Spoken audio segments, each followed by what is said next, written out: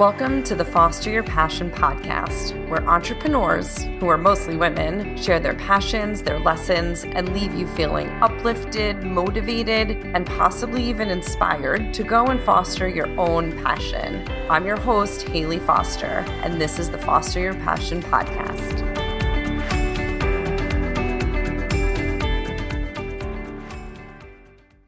Hello, everybody, and welcome back to the Foster Your Passion podcast. I am here today with another Hayley, and I really just love meeting other Hayleys that spell it the same way, that are around the same age as me, because I just think it's so fun to talk about we're going to talk about this, how you felt as a child with the name of Hayley. But before we get into that, I want to give you a great introduction here. You are not just a Hayley, but you are a Dr. Hayley, and you have studied neuroscience. And I can't wait to dive into this conversation with you today and talk about how people can learn from you and start putting your practices into play in their everyday life. So Dr. Hayley, welcome so much to the podcast. Thank you so much, Hayley. It's so weird whenever we email each other and I address it, "Hi, Hayley," or "Dear Hayley," or something, and I'm like, wait a second, it's spelled the same. It's so unique. I love it. I'm so glad that we met.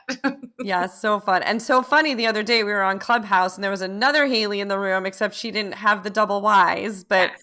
There was a whole bunch of us with double Ys on Clubhouse, which is very It's funny. unique. Yeah, I love it. I don't meet many of us, so it's really cool. All right, well, let's jump into this right now because I love having this conversation with people. So do you know were you named after somebody? Hayley Mills, actually. Oh my God, me too. Were you really? Yes. That's so funny. So many funny. people don't even know who Hayley Mills is, but yes, Hayley Mills, the original Parent Trap. Yeah. I know a lot of people that may listen to this will not know who she is, but so my mother is British. My mother is British, and she needed a name that started with an H, and one of her aunts said, "How about Hayley for Hayley Mills?" So that's great. I mean, and then younger generations than us, they were like, "Oh, is it Hayley like Eminem's daughter?" And I feel like the young ones now don't even know who Eminem is, so that doesn't even work anymore. But I usually say, "Oh, it's just like the Comet, except with two Ys." So I say the same thing. People are like, "What's your name again?" I'm like, "Just think of Hayley's Comet." I'm like, "Oh, that's good. I got that." Yeah, except we actually pronounce our name correctly. So we do. And so as a kid, I have to admit, I had a huge problem with this. It was a hard name. And I used to make my friends introduce me because I didn't really know how to say it. So I was always Hayley to my mother with her British accent. And then my friends would call me Hayley or Hale. yeah. Which, makes you think there's an I in there, but there's not. And so I never really knew how to say my name. And Hayley sounded weird to me for whatever reason. And so it was a hard name as a kid. Yeah, I would say, "Oh, hay is for horses," and then Lee, like Hey Lee. So my mom's name is Leanne, and people always shorten her name to Lee. So then people would come over, "Hey, Lee," and then both of us would turn and look. So that was always confusing as well. That's very funny. Yeah. That's very funny. All right, that's awesome. So another Hayley named after Hayley Mills. I love it. Love it. All right. Well, since that's where you began, give us the short version of how you became Dr. Hayley. So doctor, so I have my PhD. I'm not a medical doctor. I'm not a clinician. I have my PhD from Johns Hopkins University in psychological and brain sciences. So that's how I became a doctor. But I really didn't know what I wanted to do as a doctor. And honestly, I thought when I started undergrad, had my blinders on. I was like, I'm going to medical school. So I was biology pre-med major, and that is what I'm going to study. And I don't want to take any extracurriculars. I don't want to do anything else. But it's funny because I picked the college that I went to because I also had a really strong passion for performing arts. So I did a lot of musical theater and dancing. I was a tap dancer. And so went to the college that I chose because it had really good academics, but I was also able to minor in musical theater. And basically I had to pick an elective, and I picked psychology as my elective. And I'm like, oh my gosh, shut the front door. This is what I want to study. I love the brain. This is what I want to do. And it was, it was from that moment on, I was like, I need to know as much about the brain as possible, how people do what they do, why they do it, all the ins and outs with going all the way from the cellular level all the way up to more like philosophical approaches on and evolution, just studying it all. And so after undergrad, I thought I wanted to go into clinical work, and I did some research with the National Institutes of Health, both with National Institutes of Mental Health and National Institute on Drug Abuse, and realized quickly that I didn't want to do research with human subjects, and instead switched over to animal models where I could actually like poke and prod in the brain and really delve deep into understanding how things happen, right? So we can talk about motivation and the dopamine reward. And actually, I was able to measure dopamine release and, the timing of it and how that all happened, which got me into my PhD program where I studied motivated behaviors. Specifically, I studied sexual behavior, but then I don't study sex behavior anymore. But then that's a whole nother podcast. And then did a couple different stints doing some consulting work with some engineering firms. I was an expert testifier for a little bit, and fell back into academia, but as a professor, so in front of the classroom instead of sitting in the seats, which I had been doing since I was 4. So Right. that's where I truly found my passion, was teaching. And, I feel like once you understand a lot of those nitty gritty details, to be able to actually explain it to other people is when you really hone your skill and become a master in your field. So that's what I've been doing for a really long time. And I absolutely love it. Wouldn't want to be doing anything else other than teaching and harnessing the power of the brain and being able to instill that passion and that knowledge to other people. Excellent. So take us through a little bit about what you are teaching other people right now. So I know you have a course coming up in 2022, an academy. Can you talk a little bit about that just to give people an understanding of how you now implement all that education into the day-to-day? So it's funny. So I've been teaching in college for, so long, and people were coming up to me and asking me, I really want to take a class with you, but I don't want to enroll in the college. I don't want to take a 16-week full semester long course and have to re-enroll in college. I just want to take, sit down with you for a couple hours or something like that. So this idea where I started Be Well with Dr. Hayley actually came about because people wanted to just talk to me and learn more from me. So I have consulting services where, I can work with businesses and individuals, as well as, just groups of people to consult on whatever problems or situations that they might need a neuroscientist for, to be able to understand how the brain works. And then I also do live seminars for continuing education credits, and those are mainly geared towards clinical social workers, psychological counselors, school counselors, things like that, because they need to get a certain number of continuing ed credits each year. And then I realized there's a whole group of people who would like a bigger, more foundational understanding. So not necessarily master's and PhD level people, but people maybe have a bachelor's, maybe some didn't even go to college, but they're working with other people. So people like coaches like yourself, or anybody like that who's working with others, but want to understand more about what the brain is doing so that they can help other people.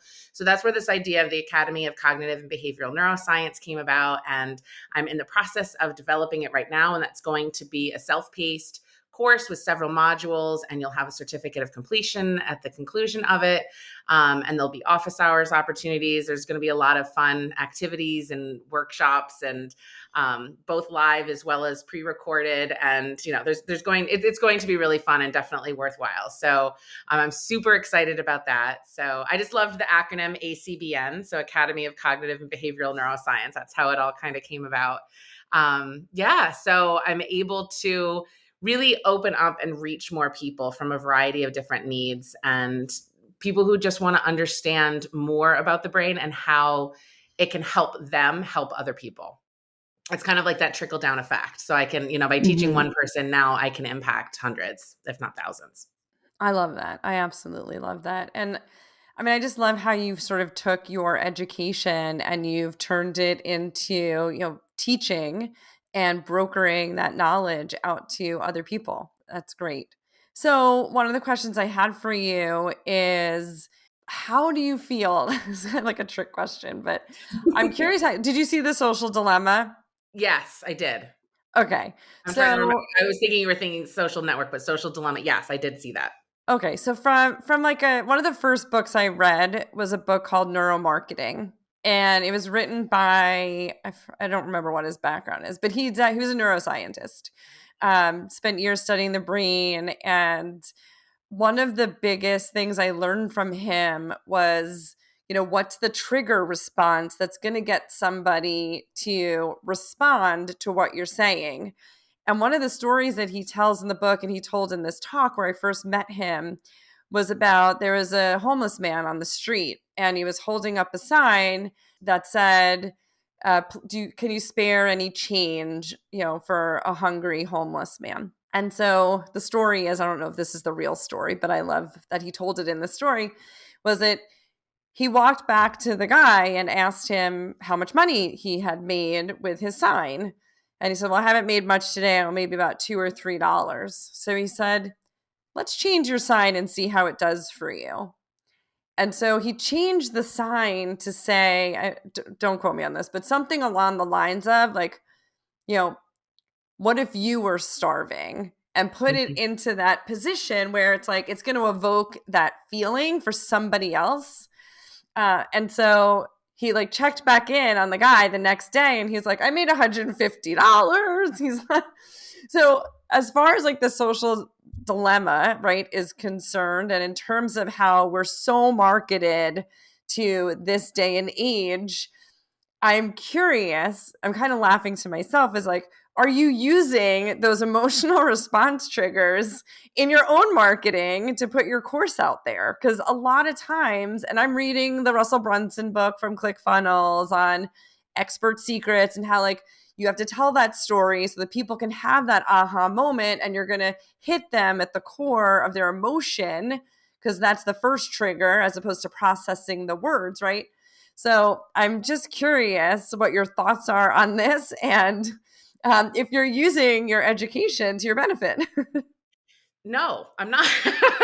I'm not using my education to my benefit, but what I do is I teach others how to do that. So, one of the key things that you pinpointed there was emotion, and when we're talking about neuroplasticity, which is the fancy word for being able to change our brain, and when we're creating new habits and we're doing new things. So, if you're working with a client and you want them to, or if they want to do X, Y, and Z, and you're trying to motivate them to get there, there's a few things that you could do. Is one is attach an emotional value to whatever it is. And so that story that you beautifully told, whether or not it's true or you were ad-libbing, right?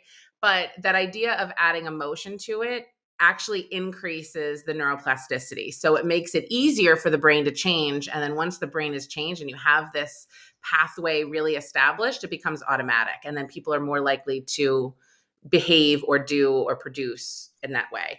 Other ways that you can increase neuroplasticity would be to create a unique, novel environment. So that's why people, when they immerse in a culture and they travel, it's so much easier to learn a language than if they're just sitting at home in this, looking at the same four walls, wearing the same clothes, eating the same foods, and they're just trying to memorize words. They're involved and really immersed. So novel environments are also really good to increase neuroplasticity.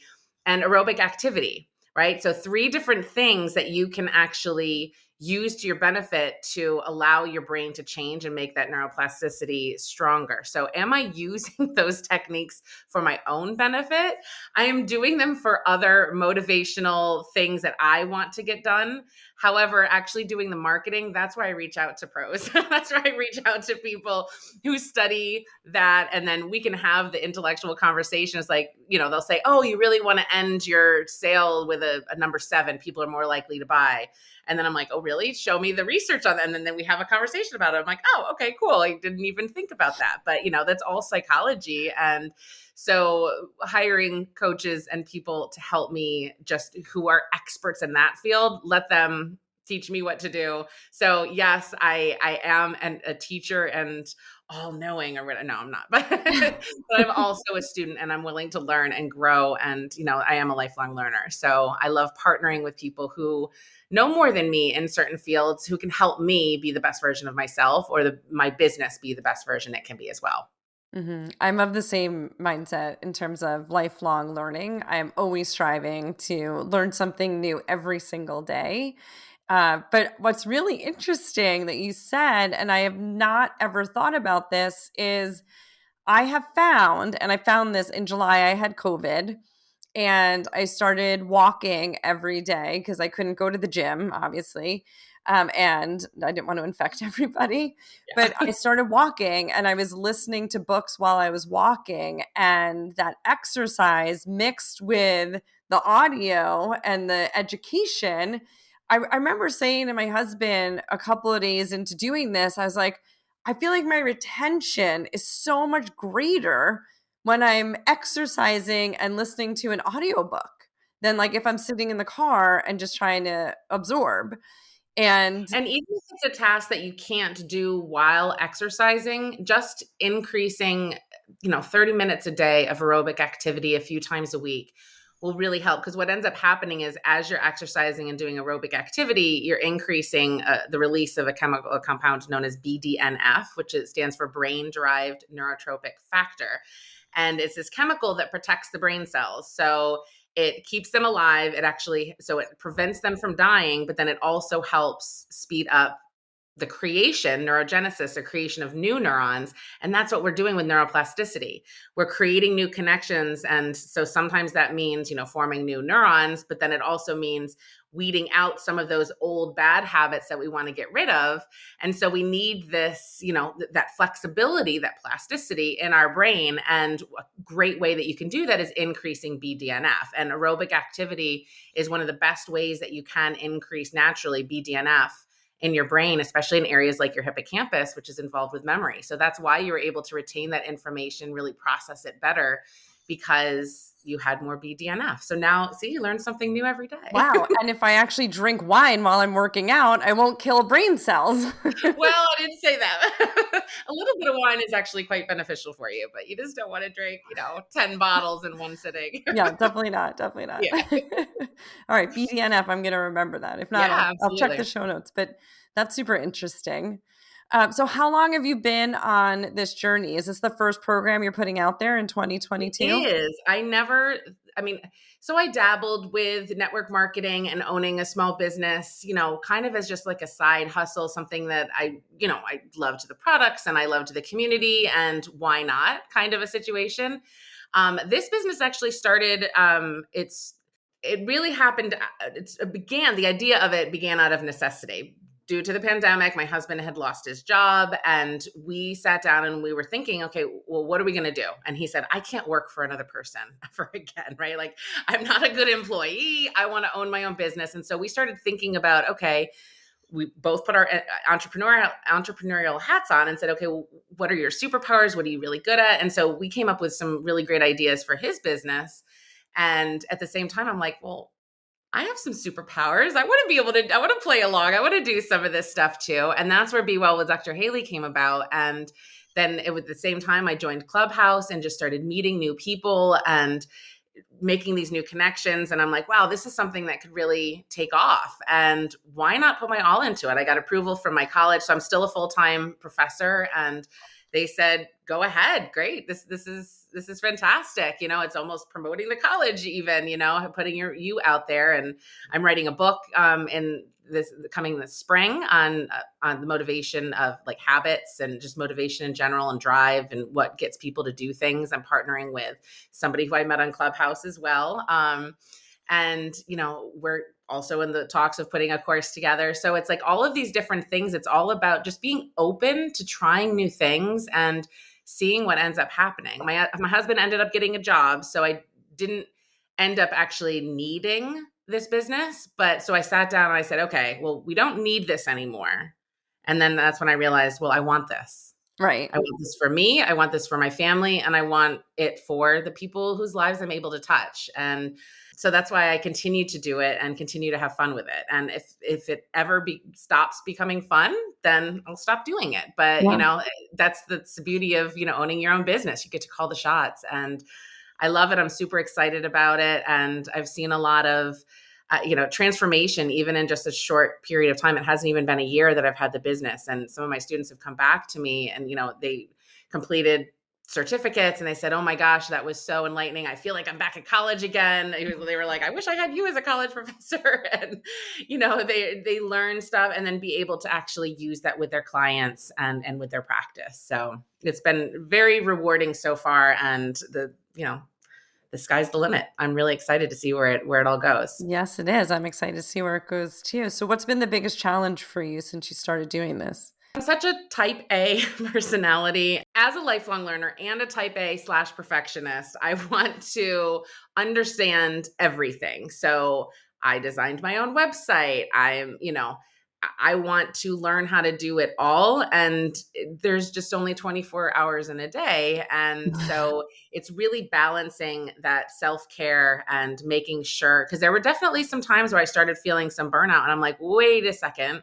Just like I said, if it stops becoming fun, I'm going to stop doing it. And I said, when did this stop becoming fun? It was just a couple week period. And I'm like, it's because I'm trying to do it all. I'm trying to take on too much. And I need to step back and think, why am I doing this? It's for my family. It's for me. And if it stops becoming about that, then I need to start delegating and asking for help and being okay with that. So that has been the hardest I'm just so used to being, having the mother role. Like I run my household and I run the classroom at the college. And it's just like, all of a sudden I need to start giving those tasks out to other people and trusting that they're going to do at least as good, but hopefully better than what I would have done on my own. And I think as women, women that are type A, right, is a very difficult thing to do. Have you done your Enneagram? No, I have not.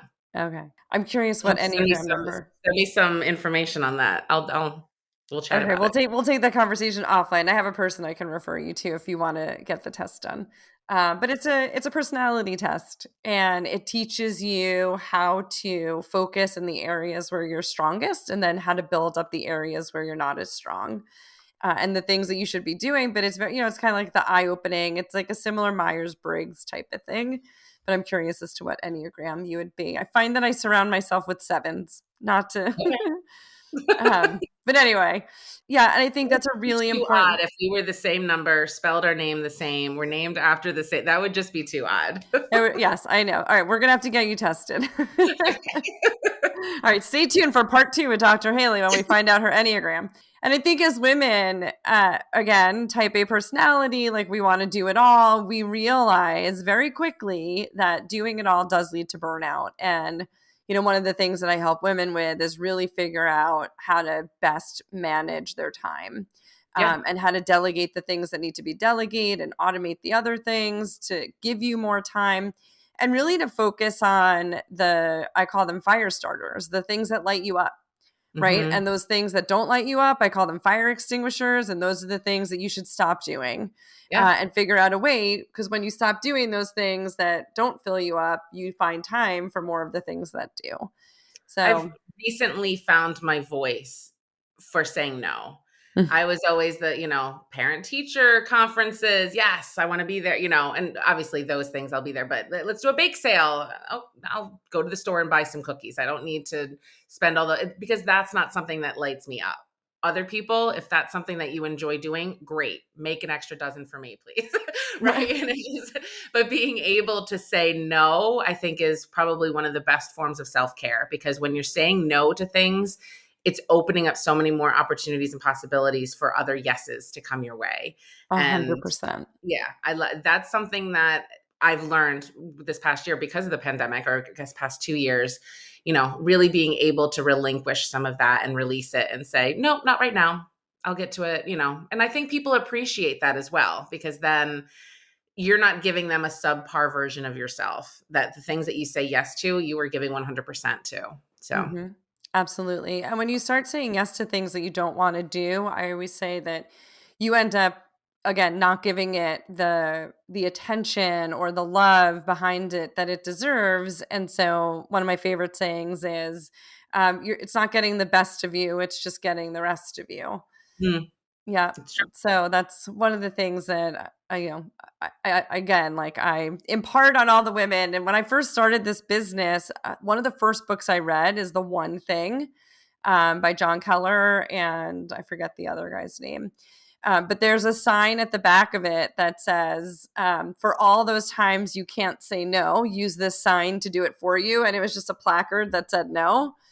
Mm. And I kept it, I cut it out and I kept it on my desk. And it was any time I needed to remember that, I would just look over at my sign and be like, no, I'm so sorry. And it's Yeah. empowering. It's Yeah, truly it is. empowering to be able to Because say it's putting no to yourself things. first. Yeah, absolutely. And I think you're a mom. As I know for me, when I became a mom, they became my whole world. And now I'm slowly starting to realize that if I'm not, filling my cup, I hate that analogy, but it's so true. If So my true. cup's not filled, I'm not able to pour into them. And so, it is a cliche statement, but it's so true. It's so true. I mean, I Yep. love the cliches. So Yes. I'm not opposed to the cliches. Um, so a lot of people that listen to my podcast are women that Mhm. are either on the entrepreneurial journey or looking to get started, and they're maybe here for inspiration. So what would you say to somebody who is listening that is considering starting a business, or getting started on their journey towards some form of entrepreneurship? I say surround yourself with people who are going to uplift you and support you, but also keep it real, right? So if you have a really bad business idea, have somebody to be able to say, okay, maybe you should try going this direction, or maybe these would be better ideal clients. Let's really work on that. And so I think one of the best things is to surround yourself with honest people who truly have your best values at heart. I wouldn't be here. So I know I had mentioned to you, my business coach happened to be, she's actually the reason why I have my business. I never would have thought of it. We were friends from high school and we were just chit chatting, and she was planting seeds probably for about 8 months. She told me afterwards, she was like, just planting little seeds. And then all of a sudden, I thought I miraculously came up with this idea for Be Well with Dr. Hayley. And she was like, oh, good. I'm finally glad you came around. And it was just, surrounding myself with people who really have the best values for me, but aren't going to try to push me. And I would say the same thing for other people, just to be around honest people who aren't going to, just be out there for getting money, getting paid, that they truly want to see you succeed and are willing to, stick their neck out for you, just like you're willing to stick their neck out for them. So, Hmm. yeah. Absolutely. I And to complete just go for it. I mean, life is short. If it's something that's short. fun, just try it, and be smart with your money and your time. Those are the two most valuable assets, right? And and as long as you're not spreading yourself too thin, then just go for it. What's the worst that's going to happen? At least you know that you tried, you gave it your all, and then if it didn't work, I'm sure you learned some lessons along the way. And then the next journey will be even stronger. Absolutely. I was listening to some Bob Proctor motivation this morning while I was getting ready. And first of all, if you're not starting your day with motivation, you're doing your whole self a disservice. I find that there's a room on Clubhouse. It's run by this guy, Evan Carmichael. And I always see, like, every morning, I think it's every morning, he's got like some other person that he brings. He does all of these little clips, all these motivational clips, and he focuses on a different person. Maybe he does it weekly. I don't even know. But when I do see that he's on there and I jump in, I get such great motivation from him. And if it's not him that I'm listening to, then I'll try to find like a podcast or a book or something while I'm getting ready, just to give me that daily dose of motivation and inspiration to start my day. And I'm sure there's like a There neuroscience is, there behind is. this, Yes. but it just sets my day on like this different energy, like this. Mhm. I am like being pulled into like just having a better day. And anyway, so the Bob Proctor comment this morning was, look at who you're surrounding yourself with. And if you look at those people in your top 5 and you say to yourself, would I want my kids to turn out like, A, B, C, or D, or E? And your answer is no, then you should find new people. And I Yeah. loved that. I love that because it's so true. I talk about it in a different way, but it was like a great reminder. I always say, like, you can tell who the strong women are. They're the ones lifting each other up. If you're Mhm. surrounding yourself with the negative Nellies of the world and the people that are always down and have negative self-talk, you're surrounding yourself with the wrong people. Those are not the people that are going to get you to the next level. And anyone you listen to in the motivation space, whether it's Tony Robbins or Dean Graziosi or Ed Milet, all of them talk about your tribe and making sure your tribe are strong, they are smart, they are, they're where you want to be, right? Because if someone is in your tribe and they're ahead of you, you can learn from them, you can look up to them, and and if they're a go-giver like you are, which I think both of us are, then you're surrounding yourself with people that are going to help you on this path and on this journey. So if you find yourself in a room and you're the smartest person or the most successful person, you're in the wrong room. You have to 100%. go, yeah, you have to go, and because then there's people to motivate you to aspire to become. And you don't want to be in a room where, sure, maybe it boosts your self-esteem for a little bit because it's like, oh well, I'm more successful than this, but what are they offering, right? How are they filling you up in any way? And it's so true. And gratitude is another big one that I love to incorporate in my day, and positive affirmations. There is neuroscience behind all of this, and neuroplasticity with that repetition. And it's something that I'm trying to instill in my kids as well. So I have an 8-year-old and a 4-year-old, and every night before bed when we're brushing our teeth, I have them do their affirmations in the mirror so that they're looking at themselves. And now it's just kind of a fun game that we do. But at the beginning, my oldest was really resistant and hesitated to do this. He thought, I was just like, okay, Charlie, repeat after me. I'm Charlie. I'm strong. I'm smart.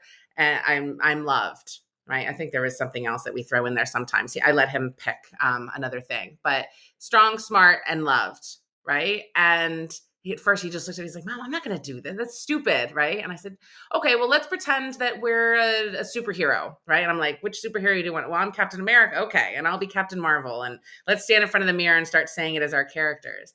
I'll tell you what, his first day of second grade, like every other mother in America, I'm out there taking pictures in their cute little outfits. And I said, okay, Charlie, now, do a fun pose. And he looks and he does his like Superman pose and he goes, I am Charlie and I am loved. And he just like pictured that one. And I'm like, I won. I did something right. This is, all summer we were working on our positive affirmations. And I'm like, if every child in America could go to school on their first day of school knowing and believing that they are loved, I mean, it's huge, right? And so I saw the neuroplasticity start working with him with such a little task that we kind of made fun with it. And it's just like we're running around the house upstairs, getting ready for bed, pretending to be our superheroes, saying our affirmations. And now I'm going to, start introducing gratitude and things like that. The brain starts automatically thinking that way. And it's the same with visualizations. You start thinking about, who you want to be, and you start tying those emotions to it. And all of a sudden, your brain is functioning as if you've already achieved those things. So your brain is automatically going to be filled with gratitude. And the decisions that you have to automatically make, thousands of them each day, are from a place of gratitude, from those positive affirmations, from motivation, and so if you're waking up every day and that's part of your daily routine, getting that daily dose of motivation, then I bet those decisions that you make throughout the day that you don't even give two thoughts about have something about what you learned and how that made you feel in the morning to motivate you and push you towards that journey. So yes, there's absolutely science facts behind it. And that's what I love working with people on as well, right? They have these little tricks and tips. And then I'm the type of person that's like, if I don't see the data, if I don't see research behind it, I'm not going to wholeheartedly jump in on basically any program, right? And so that's why I love being able to give people the tools, because I'm sure you're going to encounter people like me who are going to say, show me the facts, show me the research. And so then I can come in and help people like yourself or whoever, right? Whoever might be listening. It's like, yeah, I have this one really resistant client who doesn't want to do gratitude journaling. And it's like, okay, well, let me give you some science behind how gratitude journaling works and show you some imaging studies of the brain and what happens after practicing it and things like that, and some physiological hard science data to back up a lot of these quote unquote fringe or frou-frou type activities that people use that are very effective. All right, let's talk about this, because I have teenagers who I did not do the superhero poses with when they were little, although I do have. Not too late. I know. I did have some pictures of my little one who I let her watch the Amy Cuddy video about the power pose. And I taught it one night at one of the talks that I did. And she was there and she was little. And so, for a couple of weeks, I'd be like, all right, show me your power pose, show me your power stance. And she actually, my little one is a little bit more amenable to following some of mommy's tips and hacks. Whereas my big one, who's 14, and so in it, like I bought her a journal because I need her to start talking through some of she's going through, right? And so instead of it being like, here's a blank journal, just start journaling and entering your stuff. I bought her a journal called Zen as I love it. and it's all Okay, these really my kids are teenagers, and I can swear right now my youngest one's like, what's the F word everyone keeps talking about? I'm like, let me know when you figure it out. I'm not going to be the one to tell you, but definitely yes. I will So confirm. right. So I bought it for her thinking like, all right, if she's going to journal, I've got to give her some fun prompts. And so the book is like very crass and has some really fun prompts in it. And we were laying in bed last night and she's like, I journaled for a while, years ago, and it didn't do anything. So I need you to send me the data so I can present that to her, or I can have her listen to this. She'll probably kill me that I even talked about her. But thankfully, her friends watch me on Instagram, but actually don't listen to my podcasts. But all right, so is it too late at 14? And if not, give me some tips because I'm going to put this in the show notes and people are going to love it. It is absolutely, it's never too late. The adage that you can't teach old dogs new tricks is absolutely not true. Anybody can learn something at any age. Kids are a lot more resilient, as you mentioned, like they're just more amenable. It's easier to do that, but the neuroplasticity can happen and it's worth it, and sometimes it's just changing the phrasing, right? Instead of calling it journaling, maybe say, I don't know, come up with something that resonates more with her so that she can have more of that buy-in. For what she's doing. Maybe it's something, it just depends on what she's into. Maybe it could be something like, hey, wouldn't this be really cool 10 years from now to look back and make fun of your thoughts and, things like that. Like, let's just try it and see what happens. But yeah, it's worth it. It really is. And the thing is I teach people this, but then I don't always practice it myself because you can get very easily caught up in these bad habits. And, sometimes you need that swift kick in the rear to get you back on track. So yeah. I wrote an article this morning for Cool Life. I don't know if you've met Jack Perez along the way. She runs a platform called Cool Life, and it's for women over 45. And all the conversations that aren't being had with women over 45. I'm not even sure if you're over 45, but I certainly am. And I love her platform. It's like a $4.99 a month membership, and she has all these contributors that are writing articles. She asked me to be a contributor. So I wrote an article this morning about the name of it I was like, here's a couple of title ideas. One of them was, are you all dried up? How to reignite the passion for what you do? Because I love it. Women over 45, some things start to dry up, but your passion doesn't have to be one of them, which is the second title. At our age, things start to dry up, but your passion for what you do doesn't have to be one of them. And I talk about the pivot after 40 because I've pivoted multiple times in my career. But what I did talk about was I went through major life changes in my 40s. I got divorced. I got bought out of a business that I had built for 12 years. And one of the things that I did during that time as a recommendation from my rabbi was start a daily gratitude practice. And it absolutely changed my life. And I mean, if there's one thing that anybody can walk away from this with is if you are not practicing gratitude daily, even if it's just open your eyes and think of a positive thought. And actually, what's his name? The guy that wrote, Hal Elrod talks about how actually it should be the last thought you have before you go to bed. So if you go to bed with gratitude, the chances of you waking up with gratitude are like 99% because we wake up with our last thought. Yep. So that was, and I know it's not too old to teach an old dog, not too late to teach an old dog new tricks. I didn't start doing a daily gratitude until I was in my early 40s. And again, completely changed my life and the trajectory of my life. I could have gone down the like, woe is me, I'm single, I have 2 little kids, life sucks, and I didn't. I was like, I'm grateful. I choose happy. That was the other thing. My power statement was, I choose happy. I am happy. And I saw myself getting through this divorce and this business breakup and just being a happier person. And so I totally believe in the whole neuroplasticity side of things. Absolutely. And it works. And, using that gratitude as an example, baby steps for some people who might be looking at you like you have 5 heads, right? Just like you said, just think of something in your Like head my before. teenager. Right. And then work your way up to actually writing it in your journal. It works better, just in the brain if you're actually pen to paper and not even like typing it in your phone. That's another step, but the final step would be actually writing it in a journal. And you don't even have to ever go back and read it. It's just the act of writing it down, thinking of it, that critical thinking. You're involving different parts of your brain. You're starting that connection between different areas and different pathways to really get the ball rolling. And you will see that your life is now, in the decisions that you make, are all with that gratitude. Yeah. I first learned about it from Oprah Winfrey, actually. She was talking about it in one of her shows. I'm like, if it's good enough for Oprah, it's good enough for me. I love that. I actually just watched something that Oprah recorded back in 1995 with Deepak Chopra that was all about longevity. And I was like, I can't believe they were talking about this in 1995. I was absolutely amazed. Like, I've been on this longevity kick for the last couple of months, maybe like a year now. And I was like, holy cow, this has been a conversation for 30 years. He is so far before his time. Mhm. And, just what an amazing thing to look at 30 years later and be like, finally, people are starting to study, and neuroscience has a ton to do with longevity. Like, you think you're going to live longer and you want to be healthier, and you start picturing yourself at that, 70 is the new middle age. Instead, I don't look at 50. I don't look at myself as middle aged. I'm going to be 50 next year. I'm like, Great. let 70 or 80 be my middle age, because I Yeah. certainly don't feel middle aged. I feel better than ever.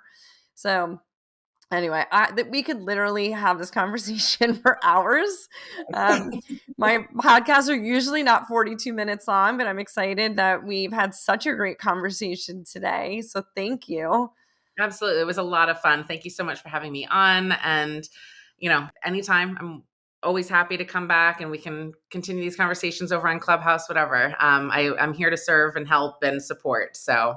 Oh, I love that idea. Let's definitely get a Clubhouse room on the books. Yes, Yeah. absolutely. Love it. Amazing. Thank you. Anything what you want to end on? All of your information will be in the show notes. So if anybody wants to find you, they know where to find you. And I will make sure I get a link to this course so that people can sign Yes. up for it. Yeah.